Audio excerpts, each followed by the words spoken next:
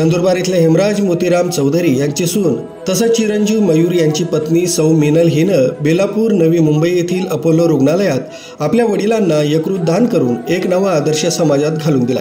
दिनांक 7 ऑगस्ट रोजी सौ मिनल मयूर चौधरी हिनं आपले वडील नरेंद्र वसंत चौधरी यांना आपल्या यकृताचं दान करत त्यांना जीवदान दिलं।